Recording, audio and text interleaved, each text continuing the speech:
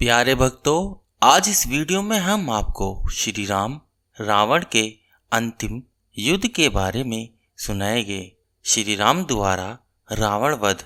तो चलिए शुरू करते हैं। अपने एकमात्र बचे हुए पराक्रमी पुत्र इंद्रजीत का मृत शरीर देखकर रावण को गहरा धक्का लगता है और वह चिल्ला उठता है, प्रतिशोध। रावण अपने पुत्र इंद्रजीत से अत्यधिक प्रेम करता था, जिस वजह से वह उसकी मृत्यु को सहन नहीं कर पा रहा था। अपने प्रिय पुत्र इंद्रजीत के शव को देखकर रावण का क्रोध किसी ज्वाला की तरह भड़क उठता है और वह श्री राम लक्ष्मण से प्रतिशोध लेने की बात कहता है। रावण के नाना माल्यवान जी उसे यह आभास करवाते हैं कि उनके सीता मोह के कारण लंका के सभी योद्धा मृत्यु को प्राप्त हो चुके हैं। माल्यवान की यह बात सुनकर रावण को सीता पर भी क्रोध आता है और अपनी तलवार लेकर वह सीता को ही मारने की इच्छा जाहिर करता है और कहता है कि सीता की वजह से ही हमारे कुल का नाश हो गया है, इसलिए अपने कुल के नाश की जड़ को मैं आज समाप्त कर दूंगा। लेकिन उस समय रावण के ससुर मैदानव भी वहीं पर उपस्थित थे। वह रावण को यह कहकर रोक लेते हैं कि युद्ध के अंतिम समय में आप एक निहत्थे स्त्री का वध करके अपने कुल के कलंक का भागी न बनिए। अगर आप सीता को मार देंगे तो पूरा संसार यही कहेगा कि रावण अपने शत्रु का मुकाबला नहीं कर पाया, तो एक स्त्री का वध करके अपने प्रतिशोध को पूरा कर रहा है। यह बात सुनकर रावण को अपने किए का आभास होता है और वह रुक जाता है। तब धीरज रखकर रावण अपने पुत्र मेघनाद का अंतिम संस्कार करता है। तब तक श्री राम की सेना कोई आक्रमण नहीं करती। इंद्रजीत की मृत्यु के बाद लंका की सेना में केवल रावण ही रह गया था जो युद्ध कर सकता था। अगले दिन वह पूरी तैयारी करके रणभूमि में जाता है और गरजता हुआ श्री राम लक्ष्मण को ललकारता है। प्रतिशोध की ज्वाला में जलता हुआ रावण लक्ष्मण को ललकारते हुए कहता है, कहाँ है लक्ष्मण जिसने मेरे पुत्र का वध किया? आज उस लक्ष्मण के प्राण लेकर मैं अपने प्रतिशोध की ज्वाला ठंडी करूंगा। यह कहकर रावण अपने तीव्र बाण लक्ष्मण पर चलाता है। लक्ष्मण जी भी बाण चलाते हैं और रावण के बाणों का उत्तर देते हैं। उन दोनों का युद्ध देखकर जामवंत जी श्री राम से आग्रह करते हैं कि हे प्रभु, अपने पराक्रमी पुत्र के मृत्यु से आहत हुआ रावण स्वयं महाकाल का रूप बनकर आया है। उसका सामना आपके अलावा कौन कर सकता है?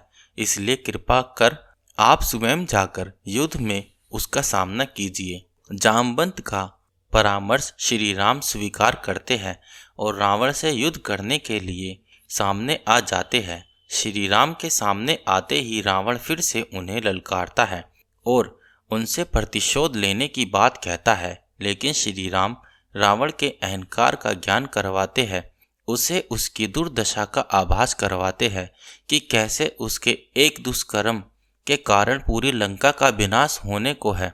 श्री राम के बातों का रावण पर कोई असर नहीं हुआ और वह धनुष उठाकर श्री राम पर बाण चला देता है। श्री राम और रावण के बीच में युद्ध आरंभ हो जाता है। वहीं पर विभीषण, जामवंत, हनुमान, सुग्रीव, लक्ष्मण सभी श्री राम के आसपास खड़े हुए थे।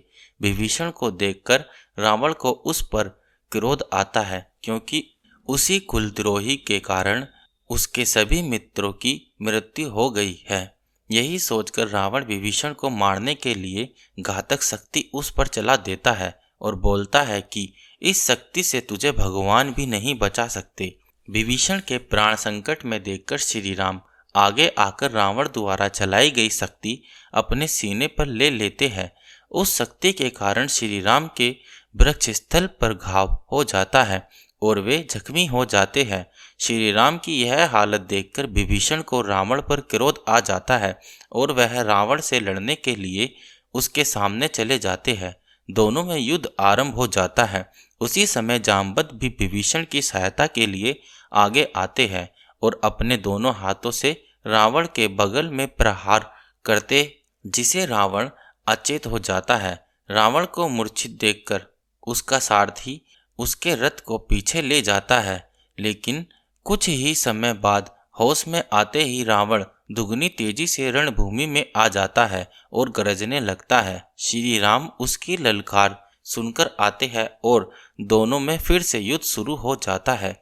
एक तरफ तीनों लोकों का अधिपति रावण था और दूसरी तरफ मर्यादा पुरुषोत्तम तथा तीनों लोगों के स्वामी श्री राम थे। दोनों ही महापराक्रमी तथा महाशक्तिशाली प्रतिद्वंदी थे। दोनों एक दूसरे पर बाण चला रहे थे और एक दूसरे के बाणों को काट रहे थे। लंका के सैनिक तथा वानर सैनिक सभी आपस में लड़ना छोड़कर राम रावण का युद्ध देखने लगते हैं। आकाश में सभी देवता, त्रिदेव, ऋषि मुनि सभी राम रावण के युद्ध के साक्षी थे, क्योंकि भगवान विष्णु का श्री राम के रूप में अवतार लेने का परम उद्देश्य यही था कि वह एक दिन अत्याचारी पापी रावण का अंत करेगा। युद्ध में दोनों एक दूसरे के बाणों से घायल होते हैं। श्री राम और रावण के बीच युद्ध निर्णायक होने जा रहा था, लेकिन सूर्य अस्त होने के कारण युद्ध स्थगित कर दिया जाता है तथा रावण अपनी सेना लेकर लंका में लौट जाता है। आज के दिन इस युद्ध में रावण श्री राम के बाणों से बहुत घायल हुए थे तथा श्री राम की रावण के घातक बाणों से घायल हुए थे। रावण की पत्नी मंदोदरी उसके घाव पर लेप लगाती है तथा उसे अंतिम बार समझाने का प्रयास करती है कि वह अपने अहंकार छोड़कर राम से क्षमा मांग ले तो उनकी लंका अनाथ होने से बच जाएगी। लेकिन रावण मंदोदरी के निवेदन को भी अस्वीकार कर देता है।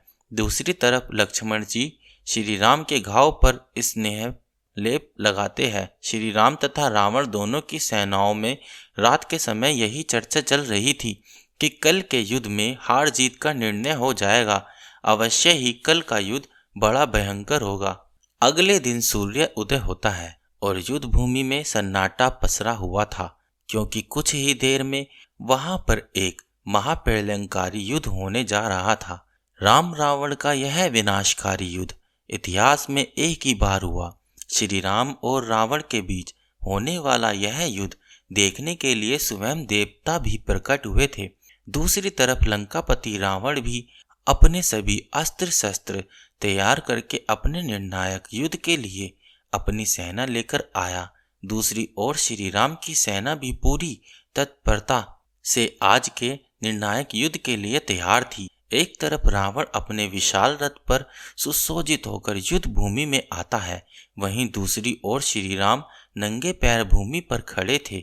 यह देखकर देवताओं के राजा इंद्र ने ब्रह्मदेव से यह विनती करते हैं कि श्री राम और रावण के युद्ध में समानता नहीं है। देवराज इंद्र ने ब्रह्मदेव से कहा कि हे ब्रह्मदेव, एक और लंकापति रावण अपने अजय रथ पर सुसज्जित होकर युद्ध भूमि में आया है, वहीं प्रभु श्री राम युद्ध भूमि में नंगे पैर खड़े हैं।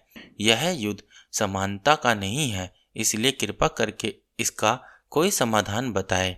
तब ब्रह्मदेव ने देवराज इंद्र से कहा, हे देवराज, आपका कथन उचित है, इसलिए आप श्री राम की सहायता के लिए अपना दिव्य रथ उनकी सेवा में भेज दीजिए। श्री राम के इस युद्ध में उनकी सहायता करने से आप देवताओं के सारे मनोरथ सिद्ध होंगे। ब्रह्मदेव की आज्ञा पाकर देवराज इंद्र अपना दिव्य रथ और सारथी मातलेक को श्री राम की सेवा में भेजते हैं। युद्ध आरंभ होने से कुछ समय पहले आकाश मार्ग से एक दिव्य रथ श्री राम के समीप उतरता है। सभी उस रथ को देखकर अंशमंश में पड़ जाते हैं कि यह किसका रथ है। तब उस रथ के सारथी मातले बताते हैं कि उसे देवराज इंद्र ने भेजा है ताकि रावण के साथ युद्ध करने में उनकी सहायता की जा सके। तब श्री राम कहते हैं कि हमने तो देवराज इंद्र से कोई सहायता नहीं मांगी, फिर उन्होंने अपना यह रथ क्यों भेजा है। श्री राम की यह बात से लक्ष्मण भी सहमत होते हैं और कहते हैं कि इसमें राक्षस सेना का कोई षड्यंत्र भी हो सकता है। तब रथ का सारथी मातले बताता है कि स्वयं ब्रह्मा जी की आज्ञा से देवराज इंद्र ने रावण से युद्ध करने में सहायता करने हेतु आपके लिए यह रथ भेजा है। तब मातले देवराज इंद्र के रथ की विशेषताएं बताते हुए कहता है कि इस रथ के घोड़े मन की गति से चल सकते हैं, यह रथ आकाश मार्ग में चल सकता है और आपके शत्रु के रथ से अधिक तेज गति से भाग सकता है। इसलिए कृपा करके आप इस रथ पर विराजमान हो जाइए, क्योंकि लंकापति रावण मायावी युद्ध में निपुण है। रावण के कपट युद्ध से बचने में आपको यह रथ सहायक होगा। मातले की बातों से श्री राम को उस पर विश्वास हो जाता है और वह रथ इंद्र के रथ पर सवार हो जाते हैं और रणभूमि में आ जाते हैं। अपने शत्रु को दिव्य रथ पर विराजमान देखकर रावण आश्चर्यचकित हो जाता है और अपने सारथी से पूछता है कि वन में भटकने वाले इस वनवासी के पास ऐसा दिव्य रथ कहाँ से आया। तब रावण का सारथी उसे बताता है कि यह देवराज इंद्र का रथ है। यह सुनकर रावण देवराज इंद्र पर भी क्रोधित होता है। अपने धनुष की प्रत्यंचा की डंकार बजाते हुए रावण श्री राम को ललकारता है और कहता है कि केवल दिव्य रथ होने से कोई युद्ध नहीं जीत, ज्यादा उसके लिए अपना बाहुबल भी दिखाना पड़ता है। यह कहकर रावण श्री राम पर बाण चला देता है। उसके उत्तर में श्री राम भी बाण चलाते हैं। दोनों महाशक्तिशाली योद्धाओं में भीषण युद्ध छिड़ जाता है। बहुत देर तक युद्ध चलने के बाद रावण अपने रथ को आकाश में ले जाता है और ऊपर से ही श्री राम पर तीरों की बौछार करता है। यह देखकर श्री राम भी अपने सारथी मातले को कहते हैं कि तुम भी रथ को आकाश में ले चलो। मातले श्री राम के रथ को भी आकाश में रावण के रथ के समकक्ष ले जाता है। फिर से दोनों एक दूसरे पर बाणों की बौछार करने लगते हैं। बहुत समय तक जब कोई परिणाम नहीं निकलता तो श्री राम अपने दिव्यास्त्र से रावण का मस्तक काट देते हैं। लेकिन यह क्या, रावण का मस्तक काटते हैं ही उसके धड़ पर दूसरा मस्तक पैदा हो गया। यह देखकर श्री राम भी आश्चर्य में पड़ जाते हैं और वह फिर से अपना एक दिव्यास्त्र रावण पर चलाते हैं, जिससे रावण का मस्तक फिर से कट जाता है।